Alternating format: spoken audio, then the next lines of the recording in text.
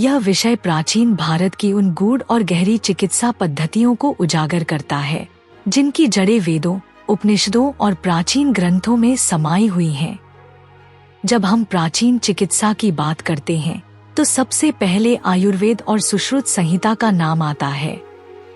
सुश्रुत, जिन्हें शल्य चिकित्सा का जनक कहा जाता है, उन्होंने अपने ग्रंथ सुश्रुत संहिता में 300 से अधिक सर्जरी प्रक्रियाओं और 120 से अधिक सर्जिकल उपकरणों का वर्णन किया था। उन्होंने प्लास्टिक सर्जरी, नाक पुनर्निर्माण, मोतियाबिंद ऑपरेशन, हड्डियों को जोड़ने की विधियां और जटिल आंतरिक शल्य चिकित्सा के गहरे रहस्य बताए थे।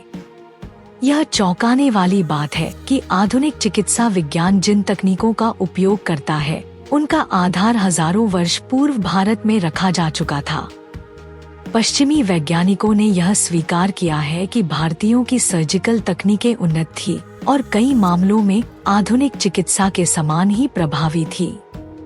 सुश्रुत ने शुद्धि, स्टेरिलाइजेशन की अवधारणा भी दी थी, जहां जड़ी बूटियों और अग्नि द्वारा उपकरणों को शुद्ध किया जाता था।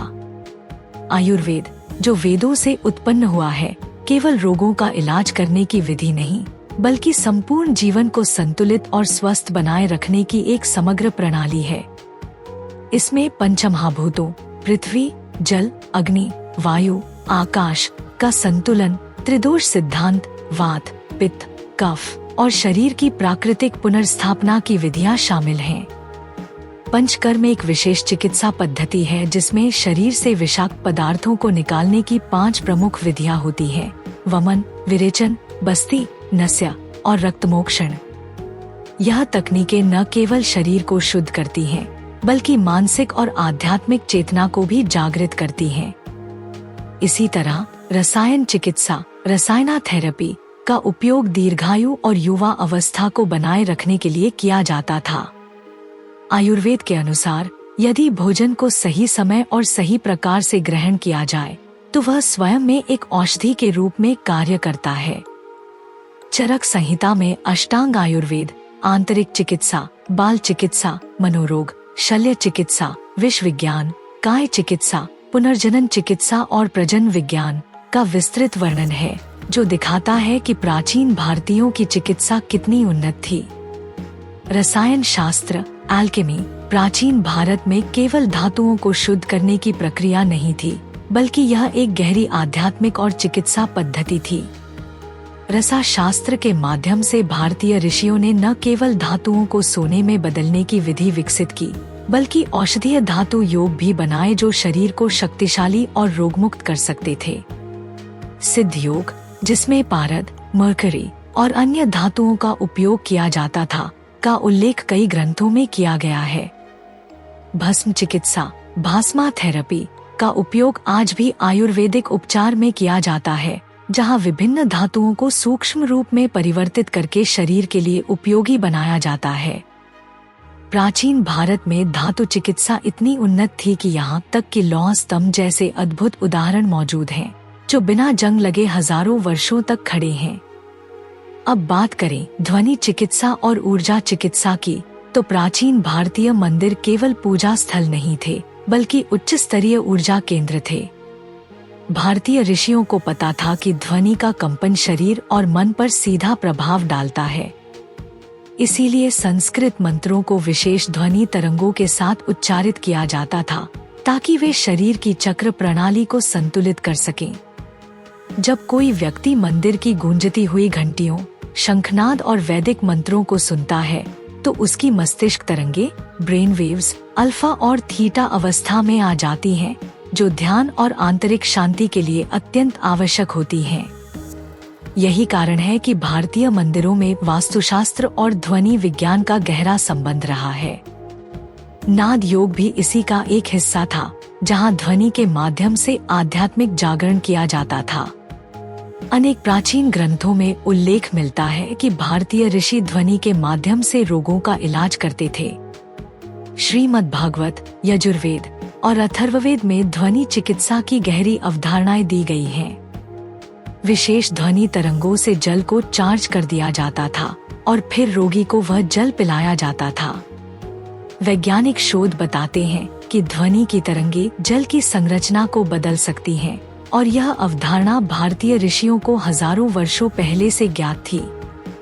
आज भी जापानी वैज्ञानिक डॉक्टर मासारू इमोटो ने पानी पर ध्वनि तरंगों के प्रभाव को सिद्ध किया है, जो इस तथ्य को और अधिक प्रमाणित करता है कि प्राचीन भारत की ध्वनि चिकित्सा उन्नत थी। इन सभी प्राचीन चिकित्सा पद्धतियों को देखने के बाद यह स्पष्ट हो जाता है कि भारतीय चिकित्सा विज्ञान न केवल उन्नत था, बल्कि आध्यात्मिक चेतना से भी जुड़ा हुआ था। आधुनिक चिकित्सा विज्ञान आज जहां पहुंचा है, उसकी नींव हजारों वर्ष पहले भारतीय ऋषियों ने रखी थी। आज जब हम एलोपैथी पर पूरी तरह निर्भर होते जा रहे हैं, तब हमें पुनः अपने मूल आयुर्वेद और प्राचीन चिकित्सा विज्ञान की ओर लौटने की आवश्यकता है। हमें समझना होगा कि सर्जरी से लेकर ध्वनि चिकित्सा तक, आयुर्वेद से लेकर भस्म विज्ञान तक, प्राचीन भारत की चिकित्सा प्रणाली न केवल प्रभावशाली थी, बल्कि इसे विज्ञान, आध्यात्मिकता और प्रकृति के साथ संतुलित करके विकसित किया गया था। यदि हम अपने मूल चिकित्सा ज्ञान को फिर से अपनाएं, तो न केवल हम रोगमुक्त जीवन जी सकते हैं, बल्कि मानवता को भी स्वस्थ, संतुलित और उन्नत चेतना की ओर ले जा सकते हैं। यदि हम प्राचीन भारतीय चिकित्सा विज्ञान की गहराई में उतरें, तो हमें यह समझ में आता है कि हमारे पूर्वजों के पास केवल औषधीय ज्ञान ही नहीं था, बल्कि एक संपूर्ण चिकित्सा प्रणाली थी, जो शारीरिक, मानसिक और आध्यात्मिक तीनों स्तरों पर काम करती थी।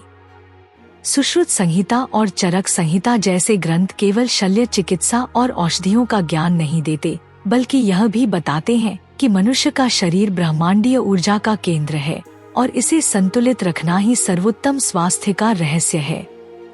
आज जब पूरी दुनिया आधुनिक चिकित्सा विज्ञान के दुष्प्रभावों से परेशान है, तब यह जरूरी हो जाता है कि हम अपनी मूल चिकित्सा प्रणाली को पुनः खोजें और अपनाएं।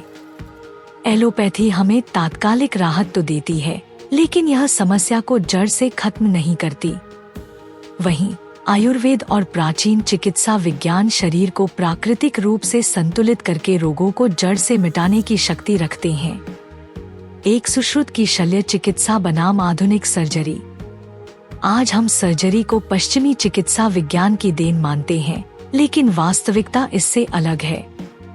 सुश्रुत संहिता में ऐसे 300 से अधिक सर्जरी प्रकार और 120 से अधिक शल्य चिकित्सा उपकरणों का उल्लेख है, जो यह दर्शाता है कि भारतीय चिकित्सा विज्ञान कितना उन्नत था। नाक पुनर्निर्माण, राइनोप्लास्टी, मोतियाबिंद ऑपरेशन, हड्डियों को जोड़ने की प्रक्रिया और यहाँ तक कि प्रसव के दौरान सर्जरी करने की तकनीकें भारतीय ऋषियों को ज्ञात थी। आज की आधुनिक प्लास्टिक सर्जरी की जड़ें भी भारत से जुड़ी हुई हैं। ब्रिटिश सर्जनों ने 18वीं सदी में सुश्रुत संहिता को पढ़कर राइनोप्लास्टी यानी नाक की प्लास्टिक सर्जरी की तकनीक को अपनाया था। इससे यह स्पष्ट होता है कि भारतीय चिकित्सा विज्ञान को जानबूझकर भुला दिया गया, जबकि वास्तविकता में यह बहुत उन्नत था। 2. आयुर्वेद की शक्ति, रोगों का जड़ से इलाज।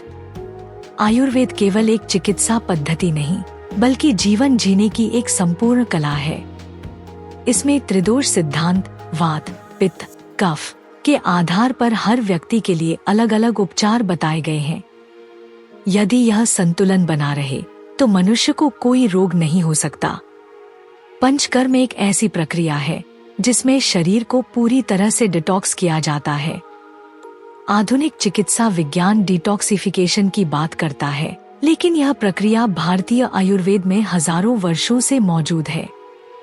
इसमें शरीर से विषाक्त पदार्थों को बाहर निकालने के लिए 5 विशेष प्रक्रियाएं अपनाई जाती हैं। वमन, वामन शरीर से अतिरिक्त कफ को निकालना।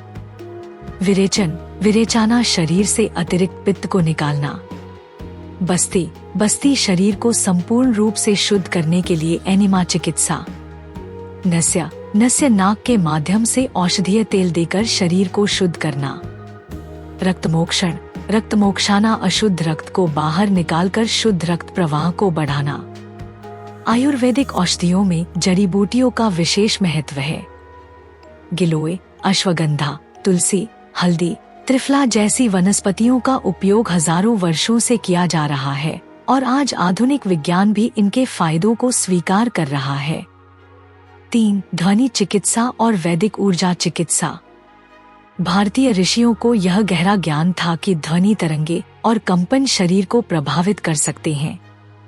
यही कारण है कि वैदिक मंत्रों को एक विशेष शुद्ध ध्वनि तरंगों के साथ उच्चारित किया जाता था, ताकि यह शरीर की ऊर्जा प्रणाली को संतुलित कर सके। भारतीय मंदिरों में घंटियां, शंखनाद और वेदों के मंत्र केवल धार्मिक आस्था का प्रतीक नहीं थे, बल्कि यह गहरी ध्वनि चिकित्सा तकनीकें थीं। विज्ञान भी इस बात को स्वीकार करता है कि जब हम 432 हर्ट्ज या 528 हर्ट्ज की ध्वनि तरंगों को सुनते हैं, तो यह शरीर को हीलिंग एनर्जी प्रदान करती है। आज विज्ञान इस तथ्य को स्वीकार कर रहा है कि संगीत चिकित्सा, म्यूजिक थेरेपी, ध्वनि चिकित्सा, साउंड थेरेपी और कंपन चिकित्सा, वाइब्रेशनल हीलिंग शरीर और मन को गहराई से प्रभावित कर सकती है। निष्कर्ष: यदि हम प्राचीन भारत के चिकित्सा विज्ञान को समझें, तो यह स्पष्ट होता है कि हमारी आधुनिक चिकित्सा प्रणाली उन्हीं तकनीकों को नए रूप में प्रस्तुत कर रही है। आयुर्वेद, पंचकर्म, भस्म चिकित्सा, धातु चिकित्सा, शल्य चिकित्सा और ध्वनि चिकित्सा जैसी विधियां आज भी प्रभावी हैं, लेकिन हमें इन्हें पुनः अपनाने की आवश्यकता है। यदि हम अपने मूल ज्ञान को फिर से खोजें और उसे आधुनिक विज्ञान के साथ जोड़ें, तो हम न केवल स्वस्थ रह सकते हैं, बल्कि आध्यात्मिक और मानसिक रूप से भी संतुलित जीवन जी सकते हैं। प्राचीन भारत की चिकित्सा प्रणाली सिर्फ अतीत नहीं है, बल्कि भविष्य की चिकित्सा प्रणाली का आधार है।